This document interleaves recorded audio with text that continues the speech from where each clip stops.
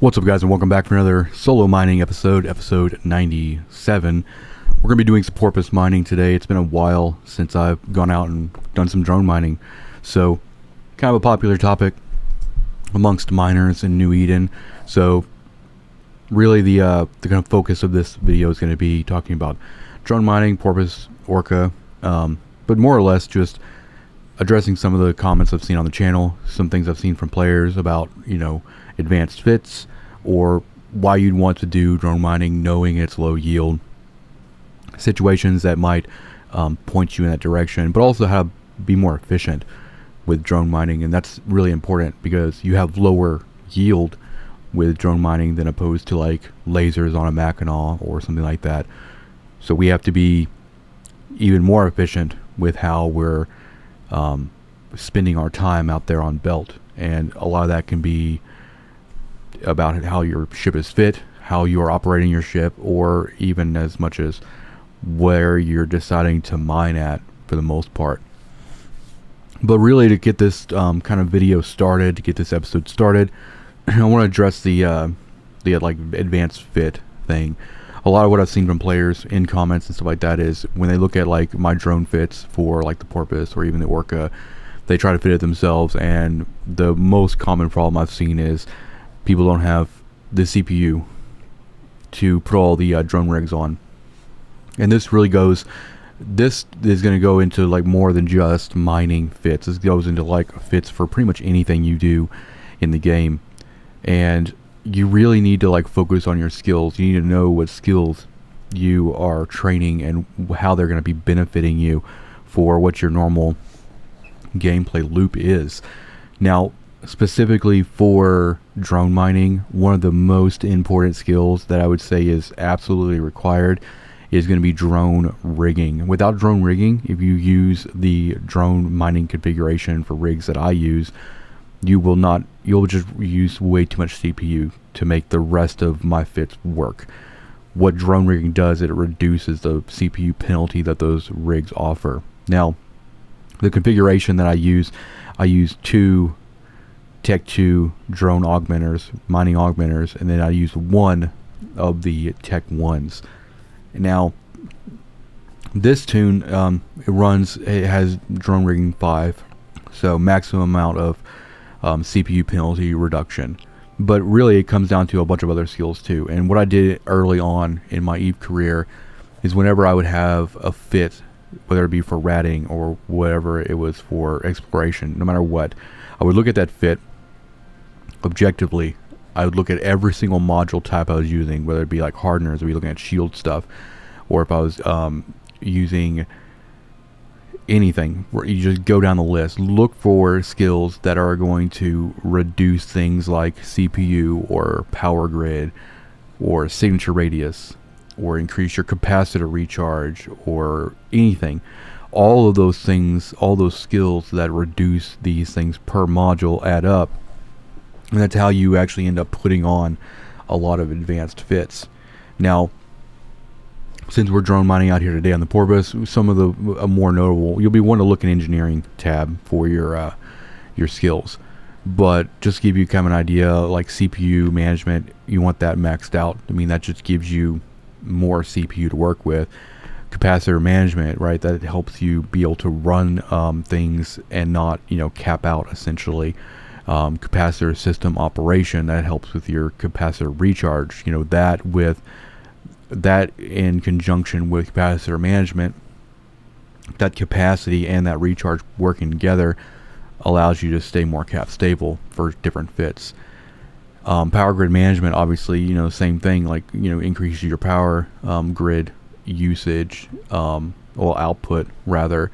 And then rigging for drone mining specifically, just drone rigging is so important because each level of drone rigging is a 10% reduction to the CPU penalty of those mining rigs.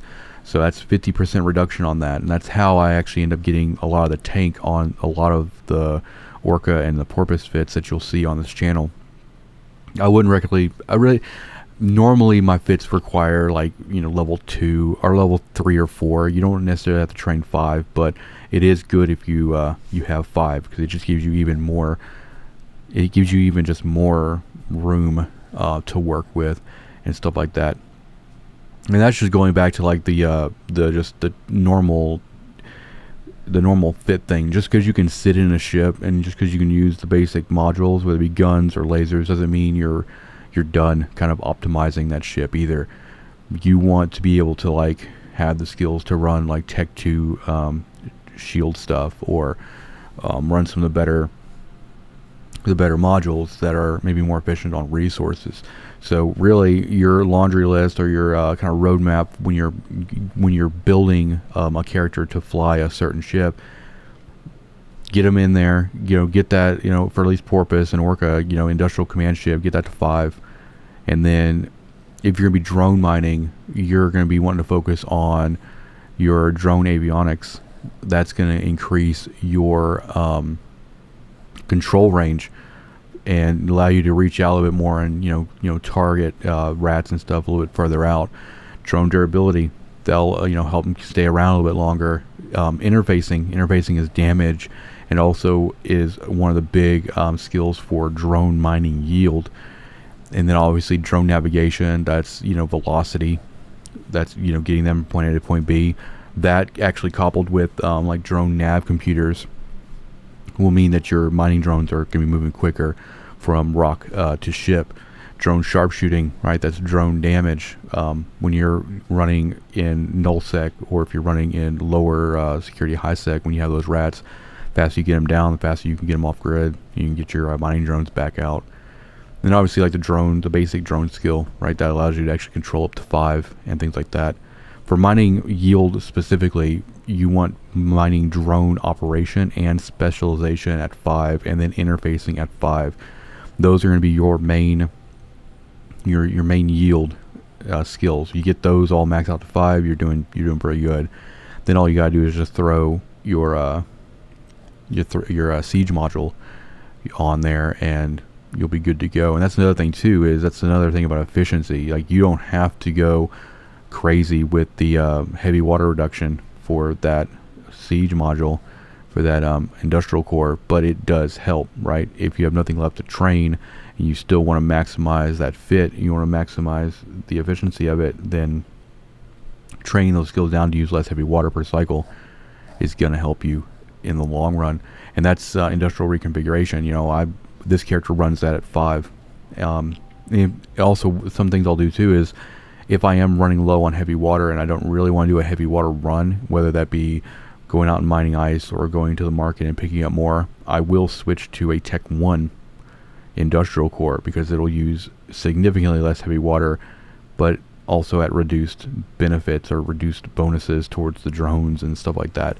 So I do usually carry a Tech 2 and a Tech 1, depending on how I feel.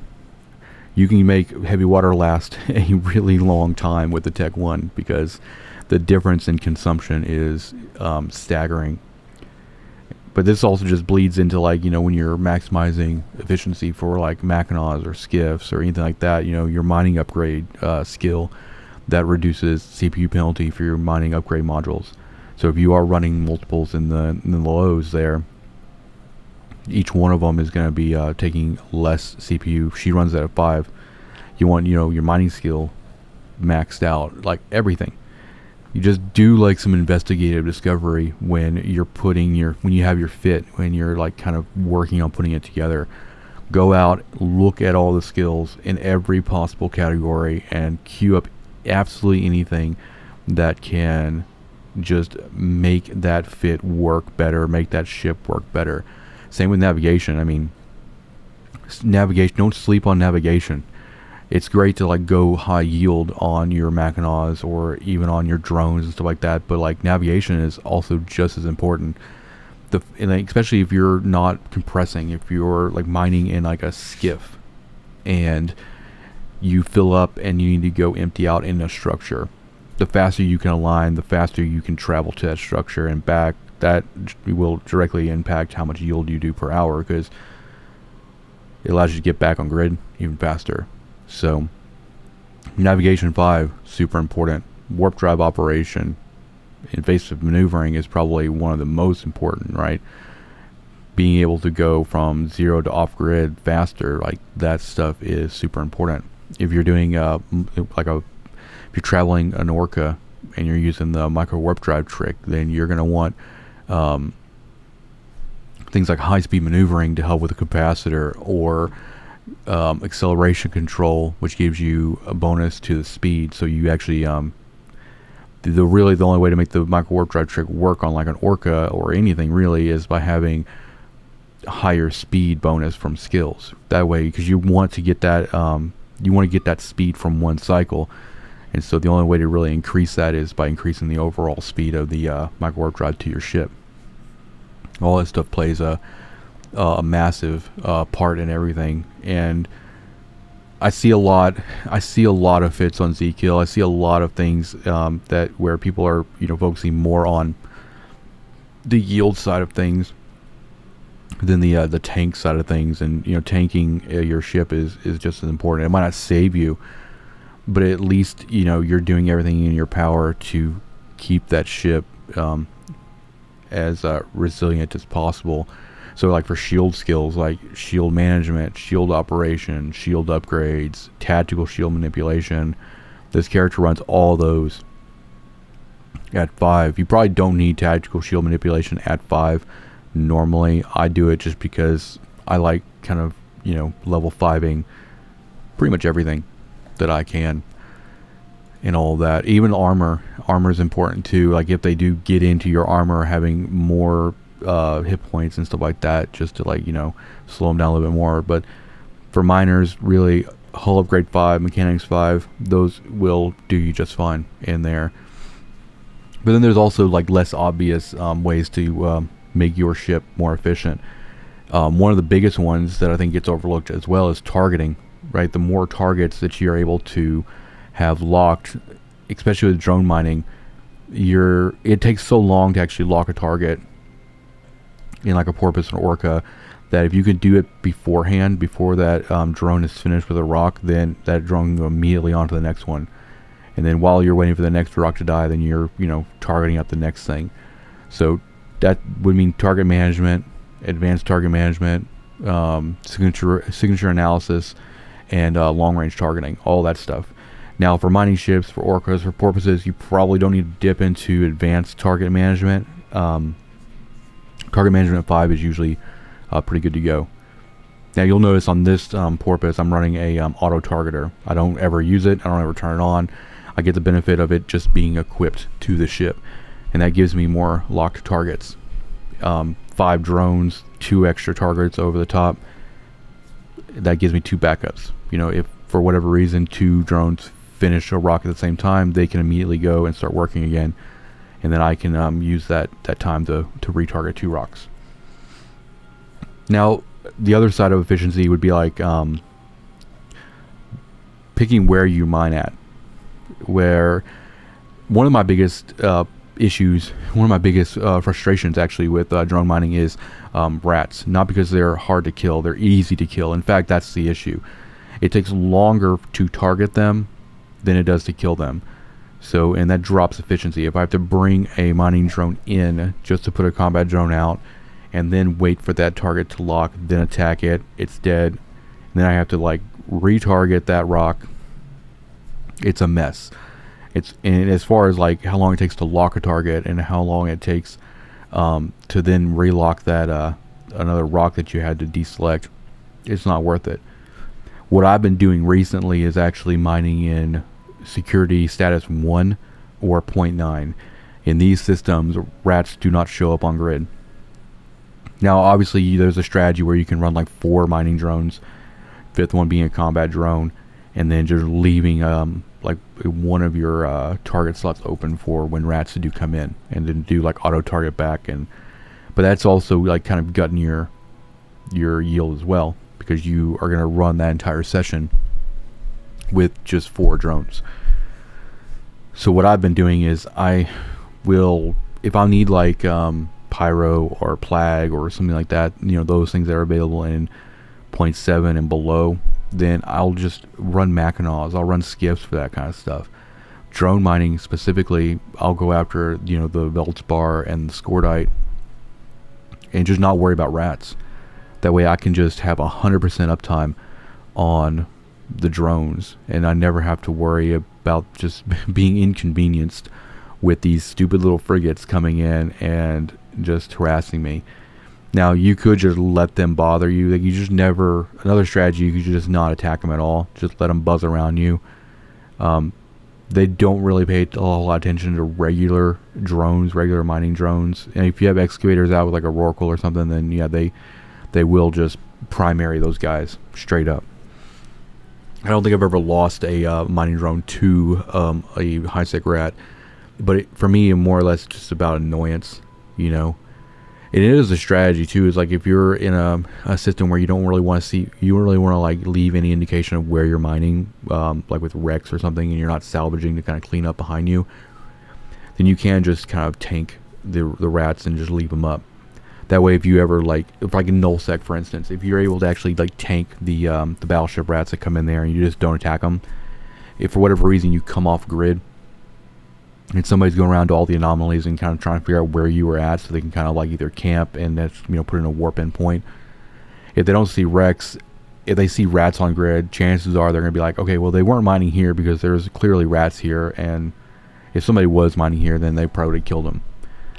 So like whenever I was doing like a lot of Mercoxit mining in nullsec with like the skiff could tank you know, up to 2 like battleships pretty easily while they were mining the Mercoxit.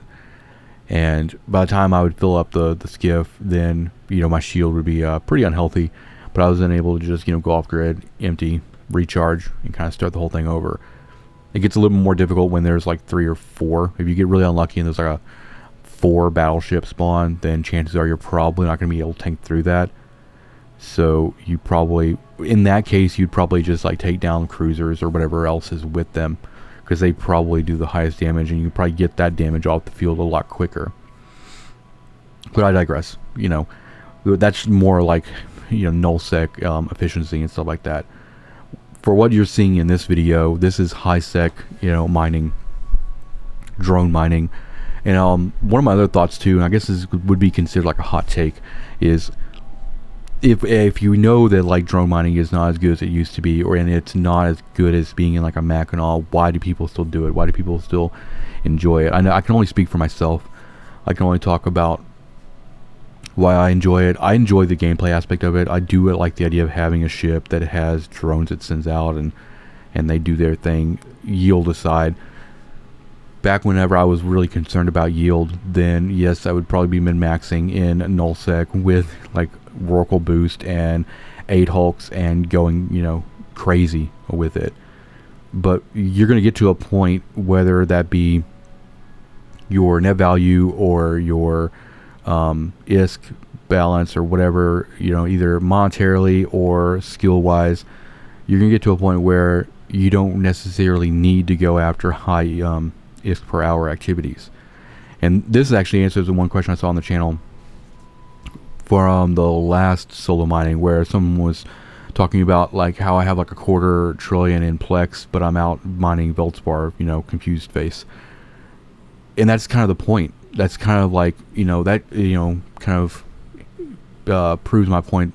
I didn't always just do Veldspar mining. Whenever I needed, you know, more, I guess, wealth as it was, I was out there doing Mercoxit. I was out there doing ice mining in nullsec. Once you get to a certain point and you're good with your ISK and you're good about not losing ships and not having to replace stuff all the time, you start to accumulate a lot of assets and a lot of wealth. And then it doesn't, then you are going to sit there and you're going to be like, okay, well, I don't need to do these high ISK per hour activities that were either one, stressing you out or giving you crazy amounts of anxiety, or you just weren't enjoying too much because you were just so pressured about, you know, getting that maximum per hour that you've seen other people get. And for me, that's what it is. It's like I enjoy mining for mining's sake. So yes, I happen to have a lot of net value, and yes, I am out here in high sec mining because I enjoy it. And that's what's crazy. I don't have to focus on efficiency ISK per hour efficiency anymore. I actually enjoy more about actually, the other side of efficiency of like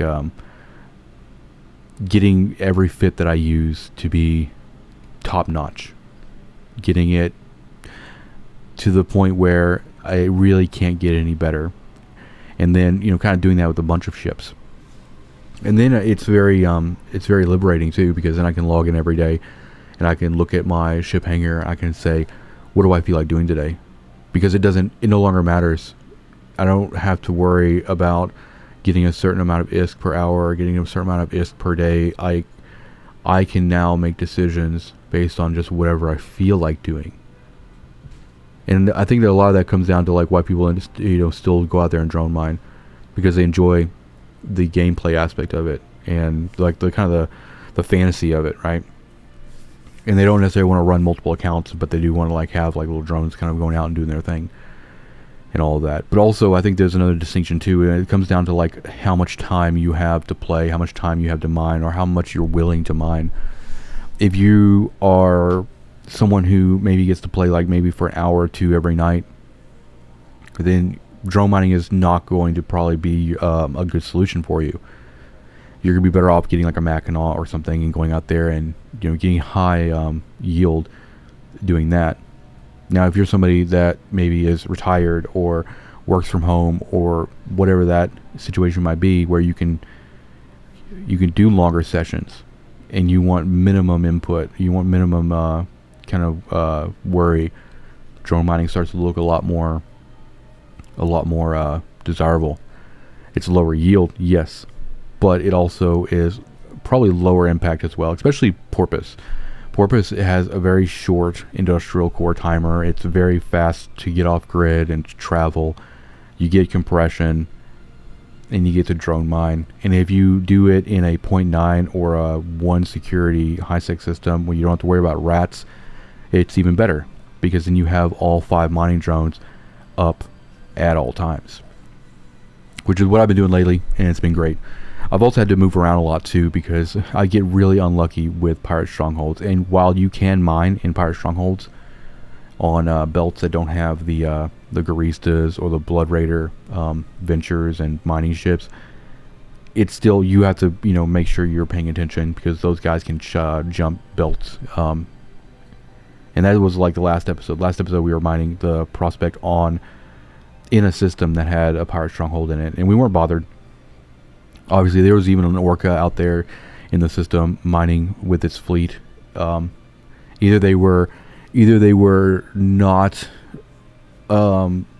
had no idea what pirate strongholds were or how to look for them, or they were just paying super close attention, like you should. But I remember back in the day, even way back in the day, whenever I was doing before I actually went to nullsec, I was doing high-sec mining. I didn't know what pirate strongholds were. I never looked for them. My corporation never looked for them. But I also think that the spawn rate and the severity of their impact on the system was increased dramatically after I had left high-sec, because that was back when we still had like ore anomalies, when I would go out and like burn an entire Omber anomaly with a procurer and stuff like that. So I think they just kind of like made them more devastating in terms of that, but I digress. But that was the main things I wanted to kind of talk about in today's episode. This episode is definitely a lot longer than they have been. I'm trying to get to the point where we're doing a little bit more of these a week, hopefully opening up more discussions and things like that. We're fast approaching episode 100. I'm not sure what I'm going to be doing for episode 100. I want to do something kind of special, but I'm still kind of thinking about that and everything. But we're also, one of the big focuses right now is actually mining a bunch of this ore for our industry tune. So we are actually in a different system than we normally are in this series, mainly because the normal system that we use for this series has had a pirate stronghold in it for like 72 hours. I haven't checked it. Actually, I did check it this morning, and it's still there. So we decided to just kind of go and hang out in this system with the indie bro. But with all that being said, thank you guys for watching. Hit the like button, hit the subscribe button, and I'll see you in the next one. Peace out.